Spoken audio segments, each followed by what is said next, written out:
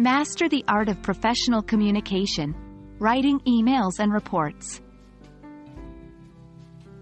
Hello everyone, and welcome back to our series on workplace tasks. Today, we're diving into a critical part of every professional's daily routine: writing emails and reports. Whether you're a student, an intern, a team leader, or an executive, you've no doubt realized that good communication skills are key to success. So, let's hone those skills together. Writing an effective email involves several crucial elements. Let's break it down. 1. Subject line.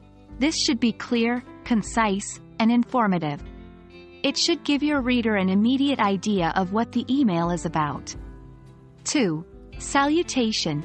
Use formal greetings like, "Dear Mr. Smith," or, "Hello, Sarah," depending on your relationship with the recipient. 3. Body. Here is where you state the purpose of your email. Try to keep your sentences short, clear, and to the point. 4. Closing. End your email with a professional closing like, "Best regards, sincerely," or, "Thank you," followed by your name. 5. Signature. This usually includes your full name, your position, and your contact information. While content is important, your tone and language also play a vital role in professional emails. 1. Be polite. Use phrases like, "Could you," "Would you mind if," or "I would appreciate it if," to make requests. Politeness is key. 2. Be professional. Avoid using slang, abbreviations, and overly casual language. 3. Stay positive. Keep your tone friendly and positive, even when dealing with difficult situations. Writing a report is different from writing an email. It's usually more formal and detailed. 1. Title.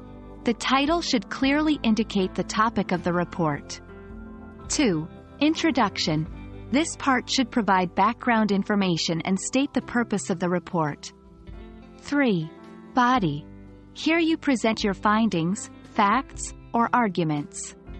You should break this section down into subheadings for clarity. 4. Conclusion or summary. Recap your findings and their implications in this section. 5. Recommendations. If applicable, if your report calls for it, suggest next steps or potential solutions here.